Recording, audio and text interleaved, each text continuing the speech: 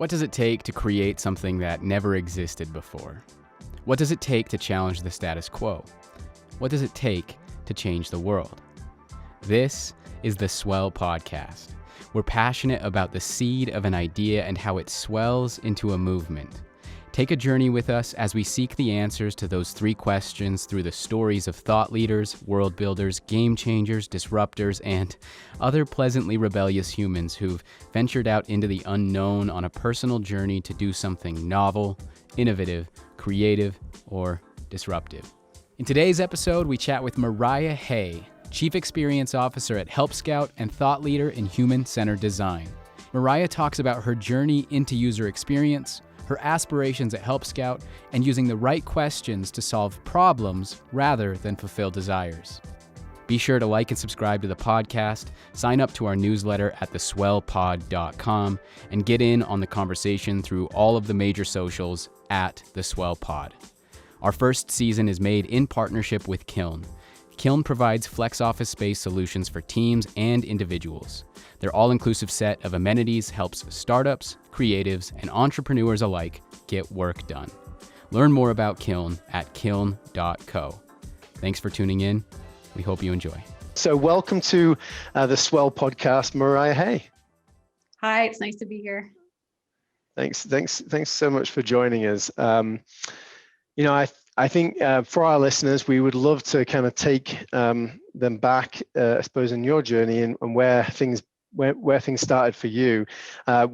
We actually know you, and I've known you, I think, probably from like 4 years ago, maybe longer than that. When I arrived in the States, you were good enough to spend some time chatting to me and talking to me, and I think I spent a week with your teams learning about your customer obsession, your ability to be able to get in front of the customers and understand what they needed.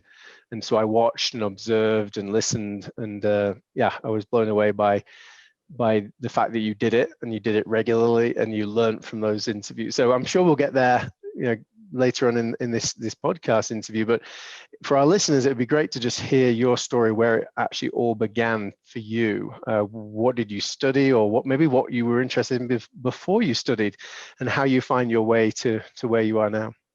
Yeah, that's a great question.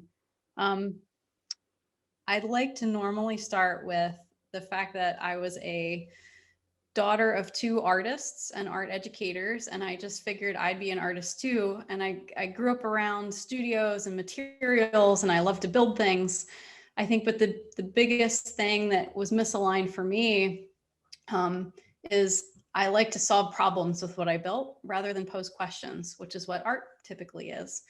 And so I started my undergraduate college career pursuing a studio art degree. And my professors were like, "You're just a bad artist." And I'm like, "But look at this shelf. Isn't this a great shelf? Like, it solves all these problems." Until one day I had one of my professors say, "Have you ever heard of product design?" And I said, "What's product design?" And back then, product design was physical product design. This was before the App Store, before the iPhone, back in the dinosaur days. And I started looking into product design at the library, and started learning about industrial design and architecture and urban planning, and really the philosophy of how you uncover and then solve problems for humans. And I actually started out as a physical product designer. My first job out of grad school, I went and got an MFA in industrial design after that. Savannah College of Art and Design's graduate program took pity on me and gave me some undergraduate requirements. And because I had pretty much finished my undergraduate education when I discovered design. And out of grad school, I started designing luggage and business cases for a company called Briggs & Riley Travelwear that has a 100% guarantee on its product. And you can imagine luggage gets quite a beating. And if you don't design it properly, well, it's going to cost your company a lot of money. So you start out solving both business problems and user problems. And myself, and I think a lot of other people in the physical product community, segued into digital products, a couple years trailing the B2C app market launch on iTunes.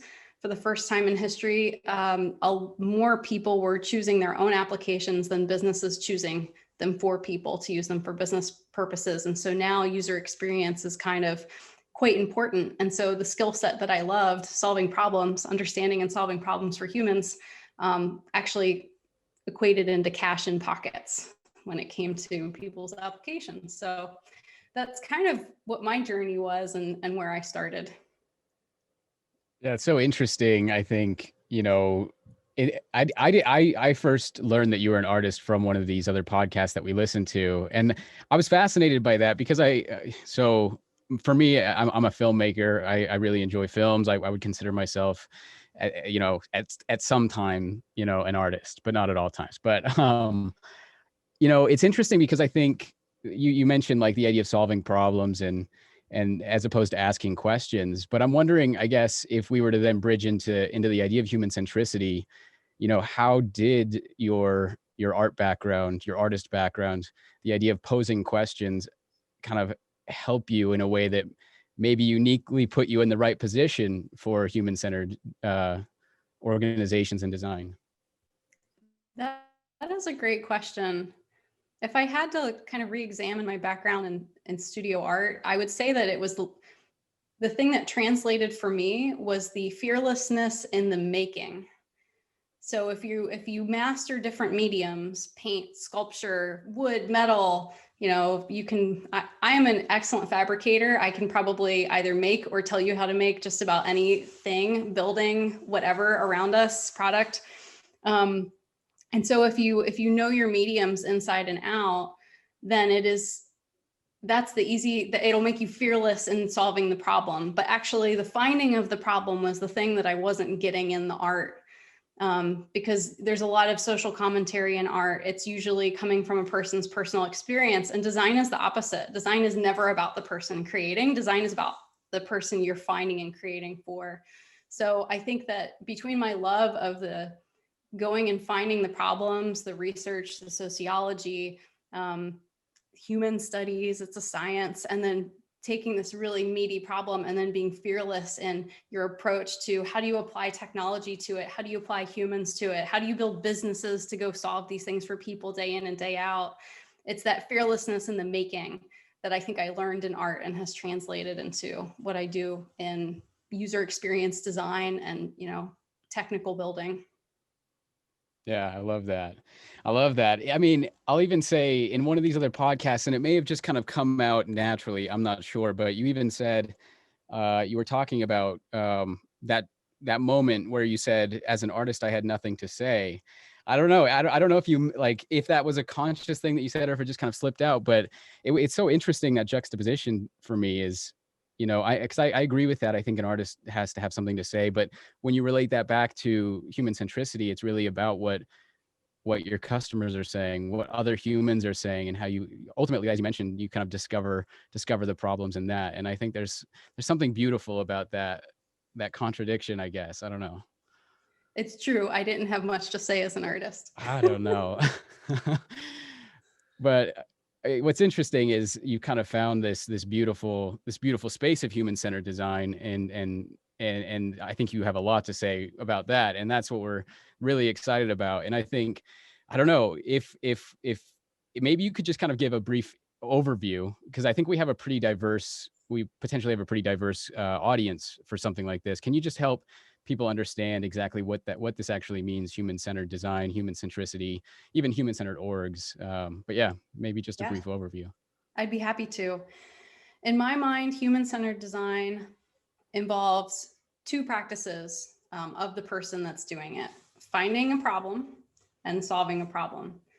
And in the context of digital development, which is how I apply it now as a professional, it is empowering organizations, teams, and individuals with the practices to go find those problems. And finding those problems looks like looking at data in products that already exist, going in and talking to people in a qualitative way to understand what are the barriers that they currently face in whatever they're trying to do, and really identifying those things. So qualitative and quantitative research, problem finding, and synthesizing that research. It's not enough to just do the research. You actually have to translate it into something that is potentially actionable.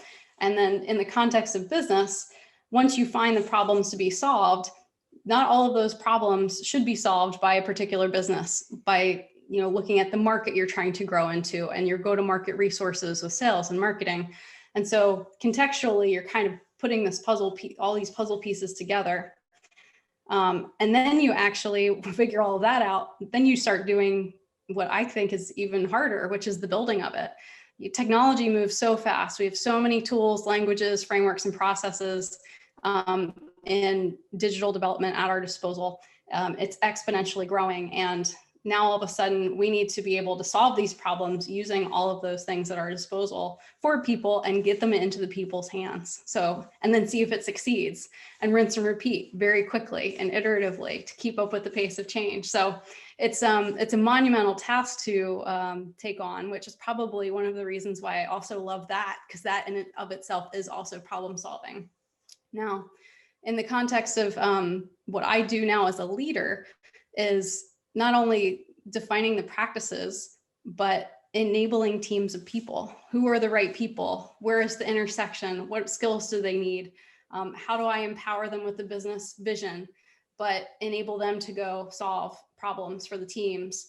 We're kind of moving from a world where leaders used to tell teams what to go build, and teams would just take orders and go and build them. But very rarely are those leaders doing the research needed to decide what problems need to be solved or really understand what people are suffering. And then you spend all of this time building something and then it kind of falls flat or doesn't really do what you want, which is demotivating for individual contributors. And so it's my job to set people up to be successful in these endeavors now. And human centricity has to be at the core of all of this stuff. Otherwise, you're just guessing at what you're building and it may or may not, work the way you want it to. Yeah. Yeah. I'd love to get your perspective on this then, because I guess this is one of the things that I think about sometimes, not often, but it's this idea of, okay, so I love discovering, like the idea of discovering the problem with the actual user, that's integral. But the thing that pops into my mind, and I don't necessarily this is where I'm interested in getting your perspective is like, if you go back to like the Model T and that thing that everybody says, if you ask Ford what the customer wanted, they would have said a faster horse, right? So when you think about that, like, how do you, I guess, weigh this idea of, well, the customer's telling me we want this, and we also, and then also your own opinions and your own biases and perspective on that, like. Yeah, I don't know. How do you find space for that in human-centered design? You don't ask the customer what they want. You ask the customer about what is hard for them, what's tripping them up, what are they trying to accomplish? So to use the analogy with Ford and the Model T, if you ask the customer what they want, they'll tell you they want a faster horse. But if you ask the customer what problem they're trying to solve, they'll tell you they're trying to get from point A to point B faster. And if you as a researcher are asking the right questions around, they're trying to get from point A to point B faster, it's not about a horse anymore. It's about how do you go somewhere in the most expeditious way possible. And so then you can start to imagine things like the car, because you're looking at the technology at your disposal, which is combustible engines. And so it's my job and the job of my teams to be able to ask our users not what they want, but what are they trying to accomplish, and really figure that out, because then we can be creative with the technology at our disposal and do it in a faster, better way. So it really makes, something that was a huge pain point in their life not so painful anymore, which, by the way, is why people pay for things. You have to really be solving the problem. Otherwise, it's just a novelty thing. Yeah. I'm so glad that you made that distinction. I think, it's easy to just immediately probably go and ask, well, what I don't know, like, what do you want, right? But I love that, like, what is actually making your day more difficult than, but I guess that goes back to the idea of, I guess at the root of your interaction with customers and the importance of the kinds of questions you're asking. Yeah, is there, how so if anybody was going to go and apply or try to, from the most micro level, somebody who was speaking with a customer, right? Like, what would you say if they were about to start this kind of interview or discussion with a customer? Like, I love starting with trying to identify the problem, but could you provide any other specific guidance on maybe the types Sure. of questions that you ask, like really open-ended questions or very specific and targeted questions? And I guess it depends on where you are with your product at that point in time too, but yeah. It depends on what you want to learn. I think so. There's this great book. It's in its second edition now. It's like a textbook. It is the best resource for any qualitative research. It is called Observing the User Experience, and you can look at the Amazon search and find it easily. And it goes through any kind of qualitative technique you would want to in order to get to the root of your problem. To answer your question about interviewing specifically, when I'm looking and coaching my teams and how they're going and talking to users and people, it is really get clear on what you're trying to, like, what do you need to know from this person by the end of the interview? And it's usually like 3 or 4 specific things if you're doing a hour interview. And then you build your whole question set around learning those things from people. And you can use a technique called non-directed interviewing or non-biased interviewing, which really enables you to ask short, open-ended questions to get to the root of learning those things. And if by the end of the interview, you can go, oh yeah, you can tell me the answer to those original things you wanted to learn, you've done your job as an interviewer. And if you can't tell me, well, then it was not a great interview and you probably need to revisit your questions. Of course, these are techniques that you learn and you build over time. But there are very systematic ways of handling these interviews. And I myself am going through an exercise right now with my CEO. When I came into Helpscout 7 months ago, I said, hey, we kind of sell our software, which is customer support software that it's a lot of customer support teams use it, but you'd be surprised how many other people need shared inbox use cases and aren't customer support teams that use it. And I said, we need to get more specific about who we're going to go build this for. And I need you and I to go talk to people and understand what are the different use cases, like why are they using Helpscout? What problems are they trying to solve with it? What problems are they solving? What problems aren't they solving? And then looking at their industry, team size, all of this stuff. And the big thing that I need to come out of the interview with in this particular persona research is how to position our product in the market for people that really talks about the value that they're getting for it. So when we launch new marketing campaigns, we can say, here are the value propositions, and we're speaking to the right audience. And so I have a script that I go through, and sometimes you're jumping around because you're trying to have a fluid conversation, but by the end of the interview, I need to know the answers to all of these questions, whether I'm skipping around or not. And I'm asking them things like, tell me about your philosophy on customer research. Like, who are your customers that you're serving, usually through Helpscout? What are the most important things to them?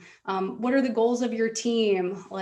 So I go through all these things, and by the end of the interview, I feel like I know exactly how their team operates, what they're trying to do, what kind of value we provide to them, what we don't provide to them, and their philosophy. And you start to see these patterns. So one of the patterns that I'm seeing with our users and our teams that buy Helpscout is they don't want to just do customer support as quickly as possible.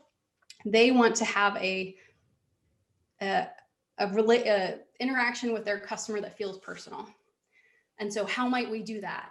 Not only position that we do that, because that is one of our cornerstones as a company, but how might we continue to develop features to enable them to do that? And so that starts to give you very clear direction as to how you think about your product roadmap. So I know I've gone off on a tangent there, but that's why interviewing is so darn important in trying to figure out what problems people are trying to solve. Yeah. I love that. Sorry, Josh, you have another question? No, go for it. Yeah. I think I actually just listened to Change by Design for the second time. I mean, it's amazing how much has happened since they wrote that book 10 years ago. But I think one of the quotes in there is something like, there's no satisfactory substitute to observation. I'm interested in actually what degrees do you go to or efforts do you go to observe your own employees, colleagues working, and also your customers. Like, can you give me some examples of some, the efforts that you go to actually just observe without even necessarily asking questions? Yeah, so that is a great tool to have in the qualitative toolbox. It depends on what you're trying to learn. Sometimes you're trying to understand patterns in how people interact with their day-to-day workflow, and you can't really ask the right questions to get you that level of detail. A perfect example for me, a couple of jobs ago, I worked for a company leading UX called AMC Health, and they were a telemedicine and telemonitoring platform. And I was designing a new application for our users who would use the patients to record their health data. And then on the flip side, that data gets reported to a team of nurses and clinicians who read that data.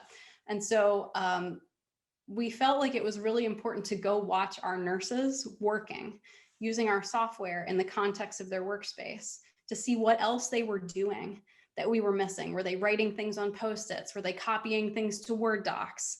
Stuff that is so detailed and automatic. If you've done a job for a while, it's very difficult to ask somebody to recall like excruciating detail of how they go through their workday.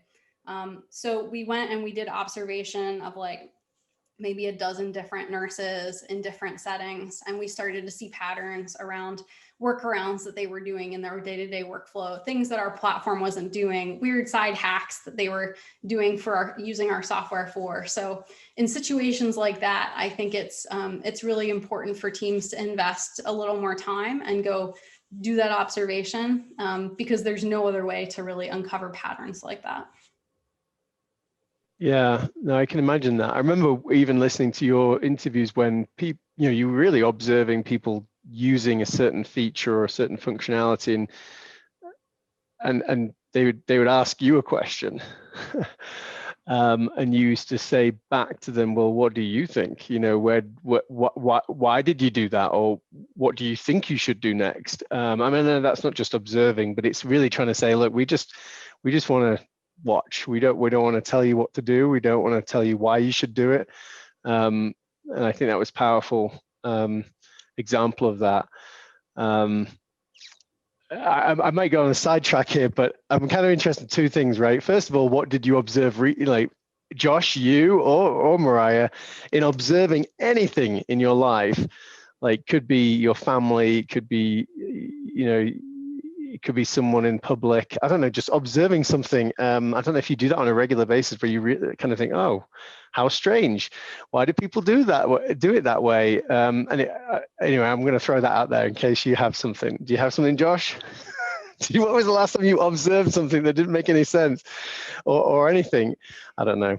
I've got loads of exampple of things that just don't make sense. Let's have you go first, and I'll think about it. Oh gosh, now I'm going to go blank. But no, you just see nonsensical stuff even in business, right? Where you make phone calls and you observe in a queue line in a dealership, and you're just seeing questions being asked or not being asked, or just. In fact, one I'm going to say, I might have to edit this one out. I'm not sure if it's making any sense now, but no, I mean, I went into the mailroom, all the way down into the mailroom, and I watched like a line of 20 people trying to get the mail from the mail lady.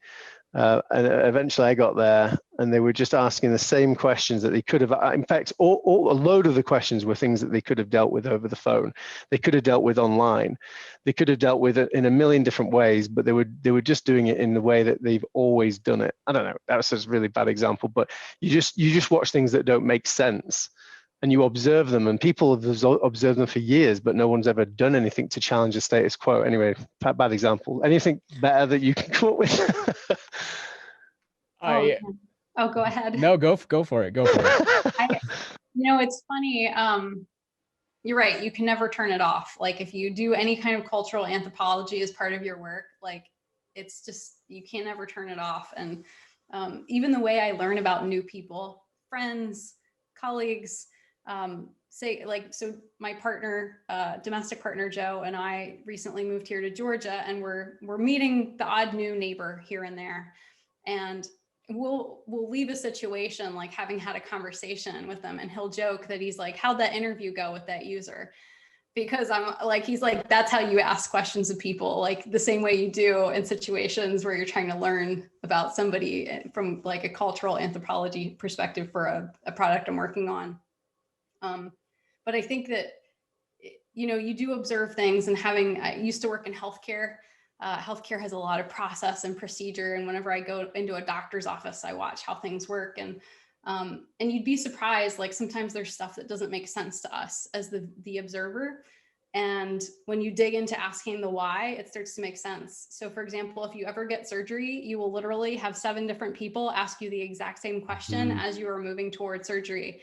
And it is because that thing is so crucial that they don't F it up, that they will do that many times. And to you, it drives you crazy. But when you think about it, like you're only going through surgery once. And so it's a hassle to you, but it's crucial to you being alive at the end of it. So, but you wouldn't know that unless you kind of knew the medical rationale behind it necessarily. So otherwise you're like, well, why didn't they just put it on my chart? And like, everybody just reads it. Well, because you don't want a single like point of failure. So anyway, it's fascinating. You're right. You can't really turn it off.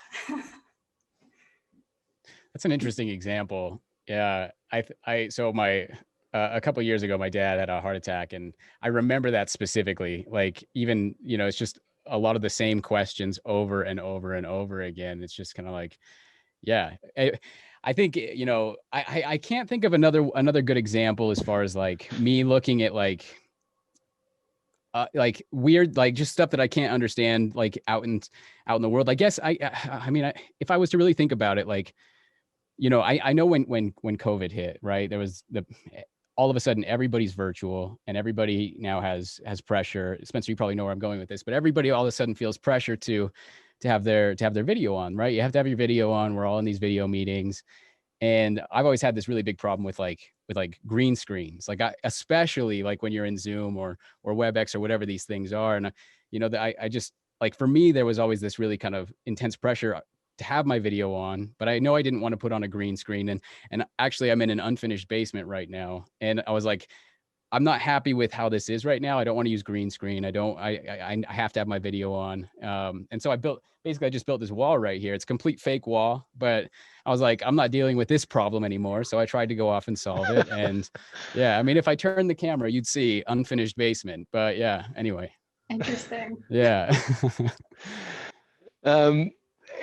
So before we just kind of choose a direction to maybe go Actually, down, go for it. I do have a question actually, because so Mariah, you mentioned your qualitative toolbox. I'm interested to know what is in a quantitative toolbox for someone like you. Yeah, quantitative toolbox. That's an interesting one. I think that's the thing that is, these are newer practices that are specific to the medium of digital, whereas the qualitative stuff is not specific to that. And it's been around for a long time. I think it's been developed a lot more. The quantitative also is dependent upon the technology that we have at our disposal. So it's continuing to rapidly evolve, but there are some basic things that you have to make sure that no matter how you do it, you are observing in a digital product to make sure it's working. And here, this is your quantitative skill set. It is, if a product's trying to create an outcome for a user to solve a problem, as a team, how do you measure that? What are the points that you have to look at? What is the user behavior? What are you expecting them to do as they move through an experience to solve their problem? And then you've got to go in and watch those things. And that can be very easy to do, or it can be very hard to do depending on your tech stack. There are a variety of tools out there that constantly change that can either do screen capture or event tracking. But all of those things, like at its core, if you're not doing that, you don't know if what you've put out there is actually solving the problem. And the beauty of working in, software and digital is that it is very, very easy to iterate through things. Unlike the world that I cut my teeth in, physical product, where if you design a cockpit for a G650 jet, it's going to be that way for 20 years. Like, you're not changing it next month. But with digital, we have this opportunity to do these small, quick iterations and do A/B testing and all kinds of stuff. So I would encourage anybody who is listening to make sure that you know what outcome you're trying to create, which is, what problem are you trying to solve? How do you think it should look? And then you have to get specific about measuring it in some way, shape, or form. I have book recommendation number 2. There's another textbook called Measuring the User Experience. It's by a different set of authors, but it is every single possible way you could think about measuring quantitative data on a product once it's out there. So I'm not as good at that one because, you know, the opportunity to measure things has only been around so long for me personally and professionally. And I feel like there's a lot of really interesting data folks out there that like this is, they nerd out on this stuff. My partner is a data scientist, so I don't hold a candle to his skill set. But it is just the basic being able to know what data you need. That's really interesting that your husband's also a data scientist, because there, at least in my experience, I've noticed there is this really strong push and pull between, do we have enough quantitative data and qualitative data? I mean, there's these two things, and I think the scale is heavily weighted, at least from what I've noticed in a lot of businesses. Like, what is the qualitative, right? For me though, like, I'll actually, let me go back to what you said. So like the idea of accomplishing a specific goal or solving the problem is one way that you know if you're successful or not. But I'm interested to know, I guess, if you were to start to look at emotion and how something makes somebody feel, and understanding that from a qualitative or a qualitative side of things. And yeah, I'm interested, I guess, in your thoughts on that balance between qualitative and quantitative, and then also, how you look at the emotional connection or the emotional relevancy of what it is that you're developing. That's a great question. It's a common question. And I think that they are two halves of a whole. One without the other leaves you blind in some way. Quantitative data can show you patterns and what is happening.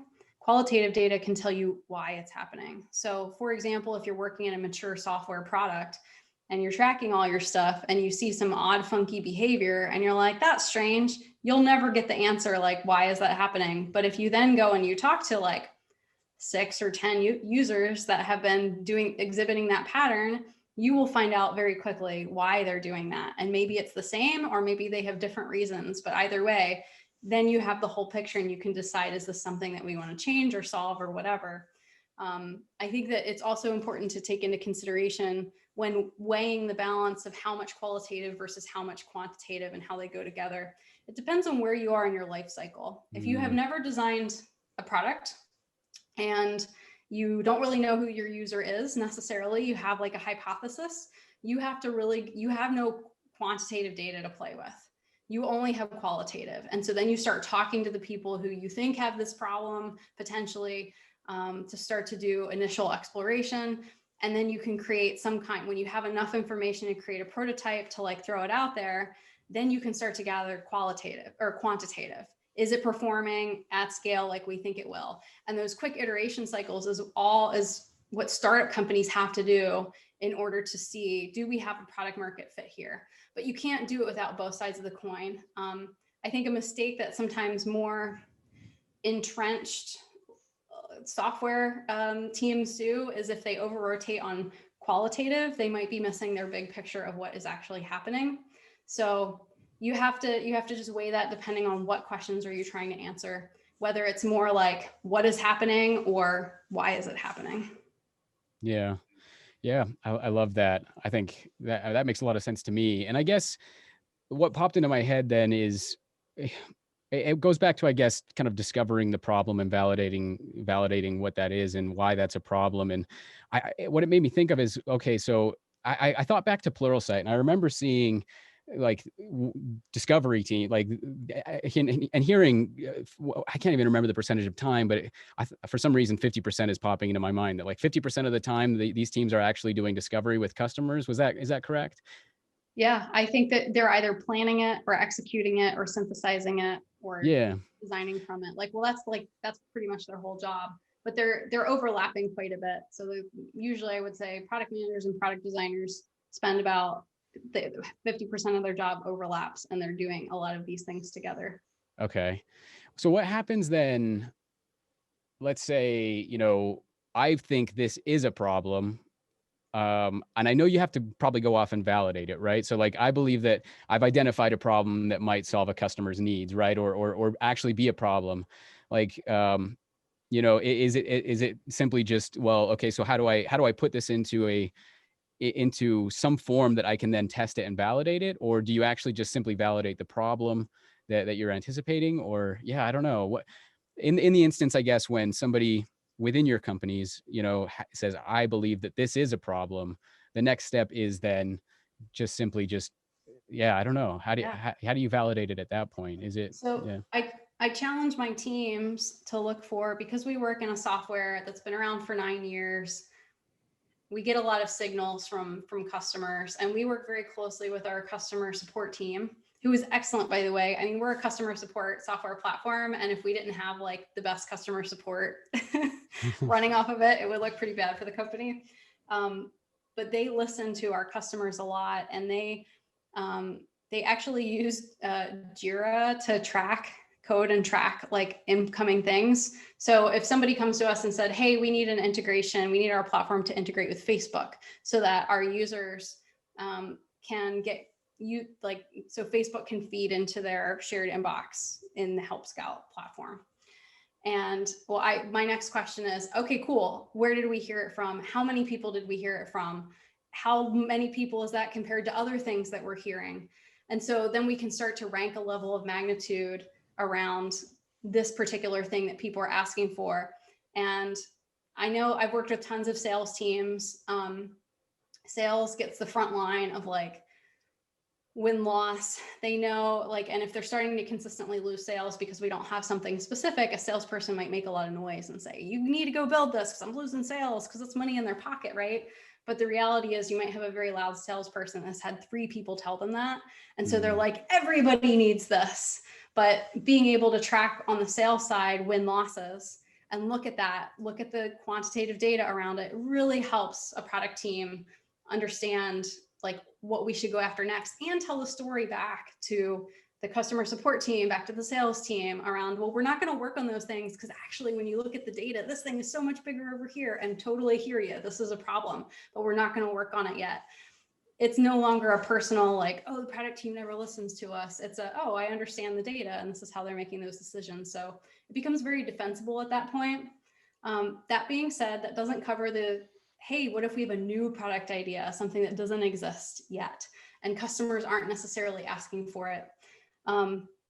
It could be, you could hire a new team to like go after that. And that's when you get very much into qualitative land, when you're trying to validate, is this something that we should be looking at? A perfect example is when I worked at Pluralsight, one of the first net new teams I hired was a team to look at, so Pluralsight is a technology training platform, and we use a lot of contractors to create these really cool courses on C# or, Python or whatever, data science or development topics. And we have a sneaking suspicion people that create content in addition to being professionals also create content outside of Pluralsight, just like this podcast. And we said, okay, if we think our people are creating content outside of the platform, should it be in our platform? Is this user-generated content something that we can bring into our ecosystem to help tech learners? And I sent a team out and I said, go learn about this. Like, this is a direction that we could potentially chase down. And they went and did all the research, and they came back to me and they said, actually, only about 5% of your users actually create content. But one thing they are doing that we're not addressing is they are Googling other people's content all day long to do their jobs, which is called performance support style content, which our platform at Pluralsight at the time was not set up to do. We had long form video content. And so suddenly we're like, there's this whole use case over here that if we just arranged our library differently, it might be able to satisfy both things. And so that started a whole new conversation around written content and small form content and this whole other world. But had we not given the team the space and the permission, we didn't ask them to go validate that we had to start bringing user generated content into our platform. We asked them to go, is this a thing? And so I think companies that are more successful approach it like that, rather than, the CEO being like, we're going to go build a user generated content platform. Because at the time they thought, oh, if we give everybody like a podcasting blogging tool, people would just make all of this like free content for us. But had we done that, instead of sending a team to go investigate it, we would have lost a lot of money. Yeah, I love that example. Spencer, do you have a question? I just find it super interesting that, I mean, first of all, maybe your CEO or whoever thought they knew what the problem was, but they trusted the process, they trusted you and the teams to go and find out the unknown, right? And that's what you found out. You found something that you didn't realize that you brought back. Totally. I'm interested to know what the impact of that was as well. It ended up creating a new written product line that sat outside of our paywall. So it could show up in people's organic Google searches and not only give them what they need, but draw people back to our larger platform. So that's what it turned into. Nice. Well, I was going to ask you a bit more about Helpscout, but Josh, did you have another question before I do that? Well, maybe we can ask this question because I think it blends really well into Helpscout. But I think, so you've gone from at least, if we were just to say from Pluralsight to Helpscout and taking, being with Pluralsight from what it was when you joined to what it became when you left and now to Helpscout, like building organizations of human-centered design and scaling that in a way that makes it possible. I'd love to know kind of that journey and some of the challenges and some of the learnings that you take away, and then we can maybe dive into a little bit more about Helpscout. Yeah, I'm happy to answer that. So I joined Pluralsight at the end of 2015 as a product leader, and I had product design and product managers reporting up through me, and there were several other leaders in the company as well in the same role. We had a team of like 18 combined product managers and product designers.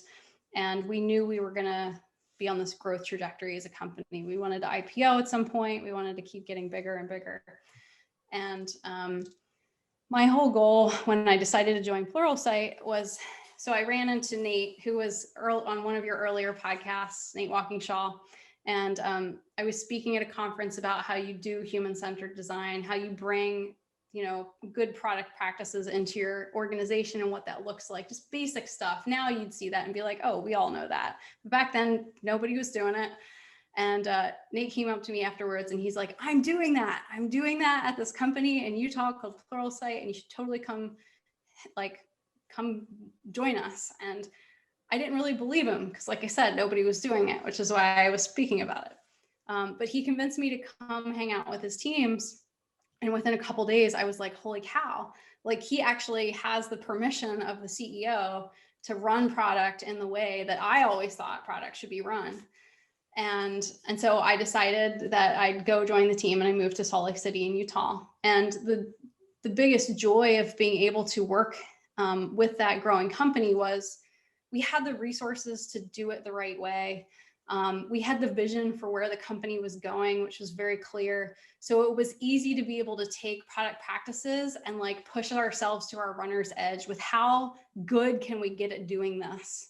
And so that was the joy for me personally. I could take practice and I could build, or I could start solving some of the organizational design problems, align org design with the practices, with the skills and the teams, with a philosophy of human-centered design. And so over about the 4.5 years that I was at Pluralsight, we went from an organization, experience organization, which is your engineers, data folks, product managers, and product designers of about 150 people to over 500. So I was starting to tackle like internal tools. How do we hire faster? How do we, facilitate communication across teams? How do we integrate companies that we have acquired into our product? And so that was kind of my next journey. And I developed some real opinions about how to do that. And so fast forward to earlier this year, this was before coronavirus hit, but I always loved how Nate came into Pluralsight and did this and built this team and made this happen. And I'm like, I want to do that. Like that, I want to sit in that seat on the executive leadership team so that I'm not only doing it for the experience org, but I'm partnering with marketing, I'm partnering with sales. Human-centered design is at the center of the company. And I had the Helpscout product leader position kind of pushed in front of me by a friend who I know up in Boston, who used to teach at Harvard Business School. I would go guest lecture for her. And she's like, I think this is what you've been, looking for. And I wasn't really actively looking for a job. So I was having a crisis about leaving my team, and then COVID started. And anyway, it's a miracle I'm at Helpscout. But the reason why I decided to go was like, that was the opportunity with this product leader role, was to be able to go in and operate at the highest level of this company, the small company, stable company, profitable company.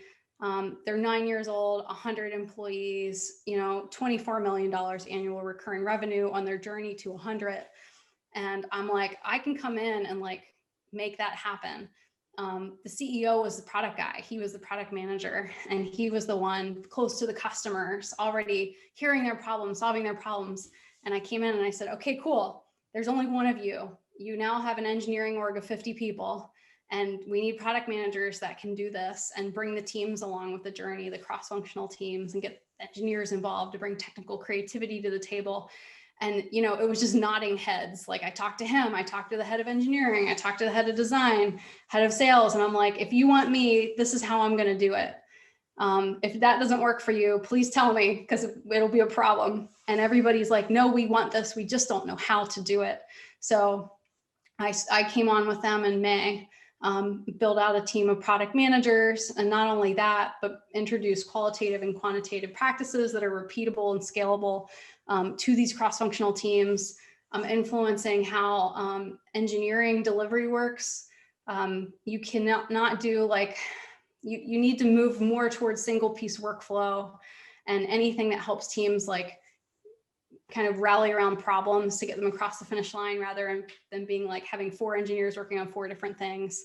So there's influential things there, having design do more, usability, testing as part of the process of development. So, and then now I'm, working on go-to-market strategy with marketing and sales, so that we're all going after the same users. And the person I'm designing features for are the people we're trying to source through marketing funnel, and the people sales are trying to close. And we're all on the same page with how we connect around these customers and what they need, instead of the siloedness that happens in a lot of companies. And that's a new muscle I'm exercising. But at a team, like a company of 100, it feels very approachable. Considering I just came from like a 2,000 person company, where it's a little harder to like turn a boat. So we're going to get it set up now, and it's a lot of fun. I'm really glad I joined the team. Yeah, I love that. Is it so? I have a couple questions from that, but I guess I could just say, so I would be interested in, and maybe you can't answer this, I don't know, but what was it that really kind of made them say, yeah, we want this, we just don't know how to do it? Like, what made them want it, like, so much to completely shift the design of their organization to this? But what would you say? The philosophy of Helpscout from the very beginning, the original 3 co-founders, who are all still at the company, one's an engineering leader, one's the CEO, and one's a design leader. They are product people. Like that's their heart and soul. And they're not doing this to like make a quick buck. Yes, they want a profitable, growing, healthy business, but they care so deeply about the customer. The customer has always been at the center of everything that they've designed. And you can see it in the product. It is a simple, beautiful, intuitive product that they have created. And when I talk to users in these persona interviews, everybody says that's like the differentiator between our platform and then other customer support platforms that are out there. It really considers the end user. And so I didn't have to do any of that work. Like they had always been there. This was just setting themselves up for the next phase of their company. And so when I told the story of like how I could do this, they find like it clicked and they could see it tangibly. They could see it where they had been kind of like spinning wheels a little bit in that area. It's interesting because you do need different leadership at different growth stages within companies. And our paths happened to cross at the right time. And this was a section of, company growth that I'm personally very interested in. So. That's awesome. So I'm wondering this, you mentioned, and I don't mean to go back to Pluralsight, but I'm interested in kind of where you're at now with Helpscout in relationship to, I think, this problem, but also on a wider perspective, like the idea of vision and becoming a more human-centered organization.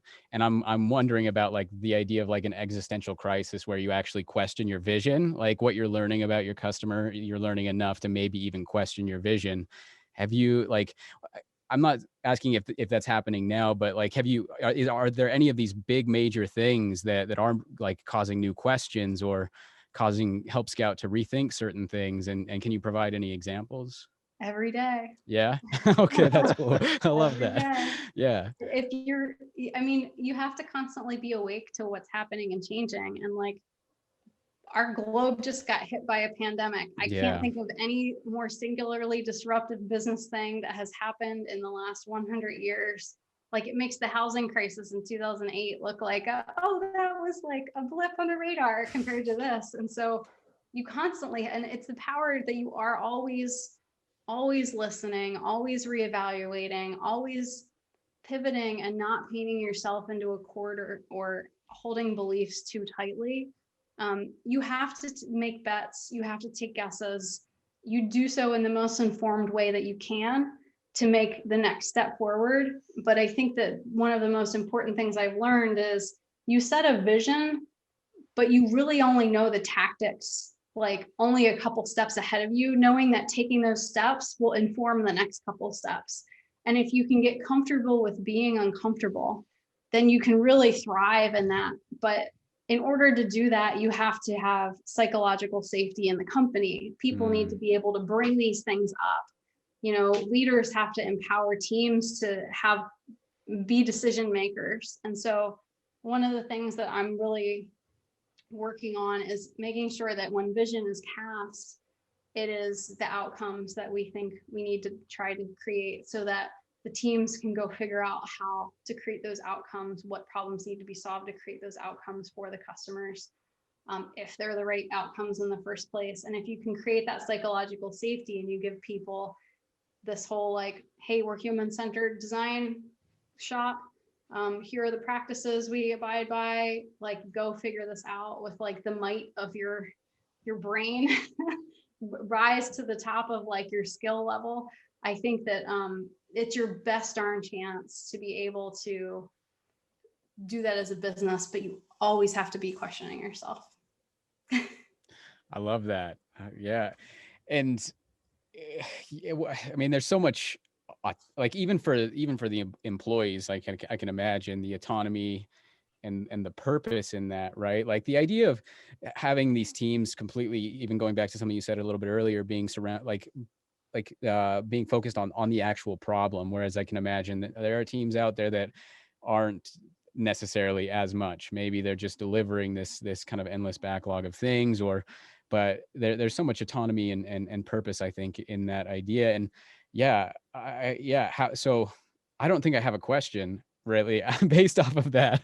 I love that. And being uncomfortable or being comfortable being uncomfortable is interesting. And it makes, I think if there was a common theme that at least I'm taking away from this is, for me, at least, I'm seeing the necessity of the qualitative and the quantitative as being the most well-informed possible. So in the moments of the most extreme disruption or potential disruption, like you mentioned, COVID, it just gives you the best possible chance for success. Be comfortable being uncomfortable. And I don't know. I love that message. Spencer, I'm hoping that you jump in here and ask a question. Well, yeah, I've just got a couple more, but I do think, I'm thinking slightly differently in that, isn't it wonderful that we can work for companies and we can continue to develop and grow, and we take our skills and the lessons we've learned from other people and from our own experiences. And you probably couldn't have done the role that you're doing right now without the experiences at Pluralsight, right? And the things that you tried or learned or developed and experimented there. How much of directed discovery do you bring along to Helpscout? Are there just specific other lessons you learned that you now are applying to this custom, the customized needs that you're seeing right now? Yeah, no, I mean, Nate Walkingshaw's directed discovery format was the thing that like sold me on coming to Pluralsight, because he took human-centered practices and put them in a very loose framework that's easy for teams to pick up and start using if they have no experience doing it. And suddenly I'm in a situation where the PMs I'm hiring have experience being product folks in the manner that I describe around being human-centered, but the designers weren't really doing it. The engineers weren't really doing it. They were order takers. So suddenly I'm trying to shift half a company to start thinking in this way and approaching problems in this way. And directed discovery gives me a really simple terminology and stages to help center people around. 3 easy stages: voice of customer, which is don't design yet, go figure out what the problems are. And that's qualitative and quantitative. And then do whatever you want within that to solve those things, but solve them first. Then design something and put it back in front of people. See if it's like is it useful? Is it usable? Is it delightful? And then cool, it's time to engineer, develop it, and then figure out what metrics to measure and push it out into the world. And like, I just told you that in 2 minutes. That's a framework that I can take, that I've taken to my org, and I road showed it. Like when I got there, and there was one product manager, lovely woman named Julie. Awesome. I'm glad that I get to work with her. She's been a huge help. I showed her, and I showed each of the engineering leaders, and anybody that would listen to me, I'd be like, I'm going to give you an overview of directed discovery. And I went into kind of more detail than I did right now and said, what do you think about it? Do you think this will work? Are there any gotchas? And this road showing of this and having these one-on-one conversations helped everybody feel like they were agreeing to this. They were part of the process. They could help. They could see the vision of it. They could share concerns with me that could help us navigate things in a way that made sense culturally for the company, or things that tech stacks would prevent us from doing. For example, we do very minimal event tracking right now. Well, we need to do enough to be able to see metrics of things being successful. So like helping engineers think about it in terms of, we have to have this visibility, rather than that's an extra step and I don't see the value in it. That's a nuanced but important conversation, and trying to get a whole organization of people that are working one way. A new leader doesn't come in and create organ rejection. And directed discovery and being able to describe human-centered design in that way has just been incredibly useful. And everybody's been very open to it, and we've been experimental and tried lots of things, and we're already starting to see benefits in the product decisions and how we understand performance. So it's been a huge benefit for us. No, that's great. Super interesting to learn more about your journey and how you're tapping into things from the past and the things that that are needed there right now. For the organizations that maybe don't have a Mariah, don't have a Nate, and maybe can't right now do what you're describing, what's your advice to, whether that's I guess maybe a product owner, a product manager that's just trying to they have the desire to go learn the unknown, but they're really facing, maybe they are facing lots of people that are assuming what they, maybe C-suite, they already know what the problem is, or they think they know. I mean, what's the best advice for that lone product owner? That is a great question. I would say that whenever people come to me, when you're a leader, people come to you and share an idea and expect you to make the change. You change this, you're the leader, you can tell people what to do. But the reality is I can tell people what to do all day long. They're going to still do it the way that they think is best, like either out in the open or behind your back. And so the best way to make change are is getting the people in your ecosystem to agree to experimenting with one thing at a time. And so a perfect example that I've just run into with this is one of my product managers came to me and she said, we don't have tech lead roles and we're really missing a person that does X, Y, and Z on the team. And we kind of talked through that. And she was right. It's something that I saw when I walked in the org. But I tackle one hill at a time too. And that was not my hill yet. And so I said to her, I said, yeah, absolutely. I agree with you. You're right. I think we could really benefit by like making this an official thing. I said, why don't you go talk to the engineering coach, who is the engineering leader that works very closely with the team because they're kind of partners. And I said, why don't you ask Adrienne what she thinks about this? Does she feel like this is a missing thing? Is there a gap in the team? Like, go crawl into her context and you all have a chat about it. And I could tell she was hesitant when I told her to go do that. Because it's easier to tell your boss that you trust that you want something to happen rather than going and doing it yourself, being empowered to go do it yourself. But I nudged her and she went and had that conversation with her. And she came back to our PM team and she's like, oh my gosh, Adrienne thinks the exact same thing. Like, we need to do this tech lead thing and we're going to try it. And so getting the people that you work closely with to try one new thing and experiment, or even share an idea with them, even if it doesn't result in creating something, at least like you're planting a seed out there. Just like when I went around and I talked to every single person, had all these one-on-ones around directed discovery, that was planting a seed and then watering it and then watering it and then watering it and then watering it. And suddenly you start to see sprouts coming up and people starting to do things and people starting using the same terminology. And, her and Adrienne, if they go and experiment with this tech lead thing, other engineers are going to see that. Other teams are going to see that and go, oh, what are they doing? Oh, that's really useful. Oh, maybe we should try it too. So you can kind of use some grassroots empowerment if you are not the leader telling everybody what to do.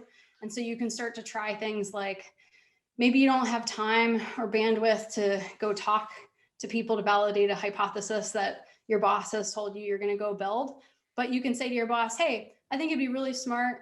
We're building this feature. As we launch it, we should probably measure X, Y, and Z to see if it's performing the way we want it to. It's a very easy, approachable way to start to wrap in some quantitative stuff. And it's kind of, it probably would resonate with the person that wants that feature in the first place, because they also want to see it succeed because it's their baby, right? So you can kind of like pick and choose little things to start trying. Yeah, no, I love that. I mean, there's no shortcut, is there, to these things? It's just the small nudges, go have that conversation, go find out, maybe there is a hypothesis or experiment or some kind of thing that you could do to just find out what you find out. And I think that's great advice. What we haven't had on this podcast and is to showcase, Mariah, your really great questioning skills, because we're interviewing you, and I'm not going to ask you to do that, but because I remember how good your questions are, and I think again, I'd ask you advice for those people that, they need to be curious. Maybe that's one of the key traits, really, to just be curious enough to go find out. But what was your most kind of common advice to people to improve their questioning skills or their curiosity? I mean, both, really. Yeah. So I like to share with people first that as humans, we have been taught to communicate in the fastest way possible and not communicate the details. But if you're a person creating product, you have to understand the details to really understand the problem. For example, if something is burning in a building, I'm not going to run around going, in the southeast corner of the western building, the carpet is on, is incinerating. I would run around screaming fire. I'd pull an alarm and everything would go off. But fire doesn't really help the fire department find where the problem is. Our job is to find where the fire is and find the details about the fire. So when you ask questions of people, your goal is to pull out of them the details. And it's just like we say fire when we communicate instead of the details. When we ask questions, we tend to ask these like big loaded questions. You might ask 2 questions at once. We do that a lot as humans because we're trying to like be fast about it. But if you slow down and you create really simple questions and you ask them one at a time, and then you ask why, and then you ask why, you can get people to really talk about something in a very detailed way, which is not normal for human communication. So if there's one skill that you can start with, I think it is being able to ask simple, short, unbiased questions that don't lead people in one way or another, and get them to share their details with you. I like it. Josh, do you have one of those killer questions that Mariah's looking for? You're on mute, maybe. Sorry, I was on mute. No, yeah, I think it's interesting because, so I personally am fascinated by the parallels and the similarities that I see between, storytelling, and user experience, right? The user journey. Like, I'm fascinated by that because they're so similar. I think when we try to tell stories, ultimately, we're identifying a problem, and then we're ultimately trying to solve that problem by the end of the story. We're identifying a deep flaw within our main character and maybe a deeper, more human need that they're trying to satisfy, right? That maybe, for instance, the product is trying to help them overcome or help them satisfy. And it's what conflict are you facing along the way, and what are you learning about yourself through it, right? Like, I think it's so fascinating. And so do you think about, like, do you think about story at all? And when you ask these questions, do you try to keep it really linear in terms of the thinking? I know earlier you said you do jump around, and you're really ultimately finding the depth rather than the destination. I think is maybe the way that I'm kind of understanding it now. But yeah, what do you think about it linearly and in terms of that journey or that story, I guess? I do. I think one of the keys to creating a really fluid discussion guide that you don't have to jump around is if you put it in a sequential way that actually makes sense to the conversation. That being said, people are highly unpredictable, and some people answer questions in short, specific ways, and some people will answer your question and then talk about 5 other things. And you don't necessarily want to interrupt them. But I think there are sequential ways you can think about getting somebody to walk through their experience in order to give you those details for sure. That being said, I don't necessarily think about it from the storytelling angle, but you are right. There's a huge synonymous weight between those two. I think that I do think a lot about instructional design and teaching because I taught for many years. And so I think when I put my discussion guide together, I'm thinking about just the sequence of what makes sense, because instructional design is all about, well, you would do A before you would do B. And then in order to be able to do C, you need to do both A and B. And so when I get somebody to walk me through their experience, it's that unpacking of what will come next and what will come next.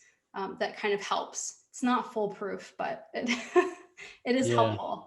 And I still write down my whole discussion guide. I write out each question exactly how I'm going to say it.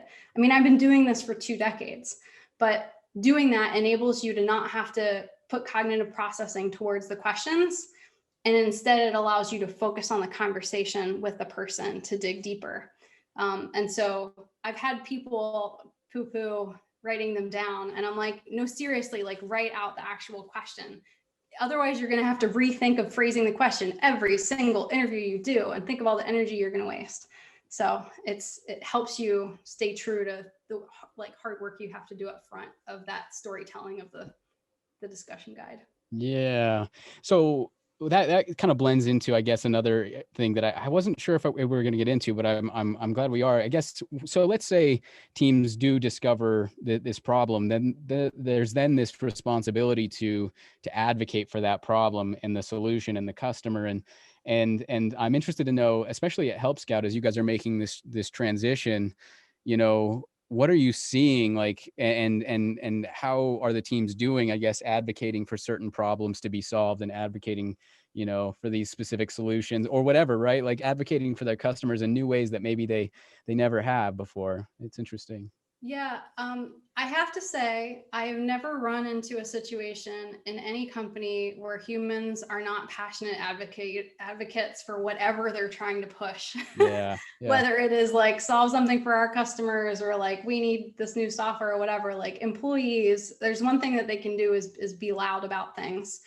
Now, the trick to being successful in the loudness is also to show the magnitude in the business case. So you might go learn a customer has three, problems A, B, and C, but solving A only applies to 20 customers. Solving B might apply to all customers, but it is a year's worth of work and we're not going to be able to charge any more for it. Problem C might be the sweet spot where it's, we can release it in a quarter. It would really help us with how we think about our tiers and pricing and packaging. And it would provide tremendous business value to like 90% of our customers. And it is like the Goldilocks just right is how I have to get product teams, experience teams to think about selecting the thing that they're going to advocate for and then be able to tell that story of why that thing is important, not only to the customer, but to how many customers and in what context of the business. Yeah. I love that. In your past, has there ever been any situation where maybe there was one of the problems that you felt intrinsically motivated by, right? You're like, I'm really passionate about this, but it falls in one of those categories that was like, well, it's only going to solve it for 20 people. And it was like, do you have any of those stories or any examples where that might have happened? Yeah, I think earlier in my career, I probably advocated for things that I didn't really understand compared to all the other opportunities in the business. And because I only had like 3 teams that handled 3 things, the most pressing team was the thing that I advocated for, but I didn't understand the other teams and what might have been most important there, which is the hard job of leadership, is not only to like look across all of those teams and go, well, you guys get the extra person next month to hire. Sorry, all you other leaders who have problems, I'm going to not address those. And telling them why, showing the why behind it. If you tell people the why and they have the larger context, they won't like be angry with you, lose sleep over it. They understand you are hurt, they hear you. And I think that I probably as a leader had context missing where I would get frustrated and I'm like, what do you mean you're not going to like build another team over here? Don't you understand? Like, this is a huge gaping hole in our business. But I didn't know about all the other huge gaping holes. So I would encourage anybody who gets frustrated because they feel like they're advocating, but they're not being heard, to go figure out like, what are all the things that are being weighed. Go have that conversation with your boss because it's rarely as personal as we feel like it is. Yeah. Yeah. I like that. It makes me think about, I guess you can call it like enterprise thinking or an organizational view and whatever rituals or whatever are in place. So it's not just the leaders who have that perspective, but from a Helpscout point of view, it's also that the actual teams and the employees are also getting that. I mean, I know, at least from Pluralsight, I remember hearing about, how often you guys were doing demos for the entire company and understanding exactly what was being solved and what was being built. And is that a pretty critical component, would you say, to human-centered design? Or maybe that's kind of more indirect? Is it a critical component to human-centered design? I would say that it is, because it is a quantitative research point. So if myself and my team doesn't understand what the win-loss signals are that sales cares about and what tickets are coming in through customer support, in addition to the work that we're doing, then we're missing part of the picture. We're missing some very rich data, which it's a tall order to like connect the whole parts across a company. I mean, it is like the eternal struggle, but one thing that I've introduced into our company at Helpscout is something that I call the customer experience sync. And the customer experience sync means that the product team needs to create a pre-read about the things that are getting delivered and the discovery that's being done and what they're hearing and what we think might be the next things to be built and how everything's going. the customer support team, they are tabulating all of the tickets that are coming in and going, you know, X number of people wanted social, X number of people wanted SMS integrations, like what are all their signals? And then same with sales and account management.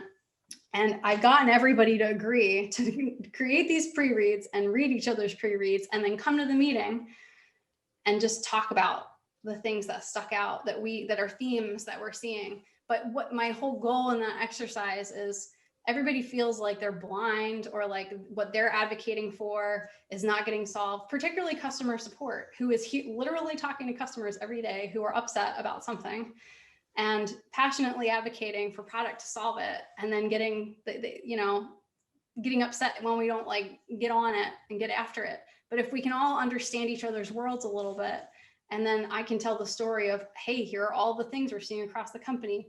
Here's what we're going to work on next, because this seems to be the biggest thing. And here's what our revenue goals are for Q3. So if we release it at the end of Q2, we have a chance of hitting that target. And like telling that story, everybody would be like, oh yeah, no, totally makes sense. All right, well, we'll keep buckling down and answering those customers that are a little peeved, but we understand like why it's not coming. If we can get everybody there, work is better for everybody, I think. Yeah. I love that answer. That's a great example too. I think we're hitting time. Spencer, is there anything else that you wanted to ask, or yeah, you want to wrap up? No, well, we could go on forever, but this has been a really fascinating just to hear your journey and the new things that you're looking at. And I think our listeners are going to love this conversation. A lot of food for thought, things they can go away with and try. I guess I am interested to know, I'm going to break you said we like to ask more than one question. I'm going to do that. I would love to know what you want to tackle in the future. So fast forward 3 years, 5 years, beyond that, what you come from industrial design, you come into software where it can be scalable, reach millions of people. What type of problems do you want to tackle, like longer term? And I would say also, what don't people know about you? I think we asked you that question in the form. And how do people contact you? So I'm going to, I've broken all the rules with questions. You might only get one answer because of that. No, exactly. Go. That's fine. Well, let's see. I'm trying to remember your first question.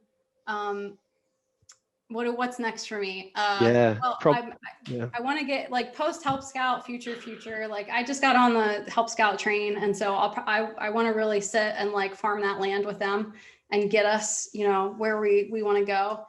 Part of the reason I joined Helpscout is because they are a certified B corporation. For any of the listeners that don't know what that is, I highly recommend you Googling it. I personally believe it is the ethical form of capitalism. There's a lot of talk about capitalism and whether it is inherently ethical or not. How might we as business leaders create companies that are not only good stewards to the shareholders and VC folks, but also are good to their employees, good to their communities, good to the world? And in my mind, that is the ultimate human-centered design, which is the company at its core, not just your experience org. And what does that look like? And, I think that that between that and my like interest in ethics in general, like I think someday I would love to be able to steer a company from the executive chair and be able to do that and put together a leadership team of sales and marketing experience, be able to take us where we need to go in the world. So yeah, maybe I'd like to lead a company someday, but not yet. Today's not that day yet. Unless somebody wants to give me the opportunity, wink, wink. No. Well, that's why we find it so interesting to speak to Nate, even in just saying, what would you do if you could do anything? If you maybe had the funding, or at least the potential funding, like what problems would you actually go and solve? Anyhow, maybe in a conversation for another time, for another podcast with you on in the next few years. But anything that people don't know about you, please share, or how to contact you. Well, you can reach me on Twitter.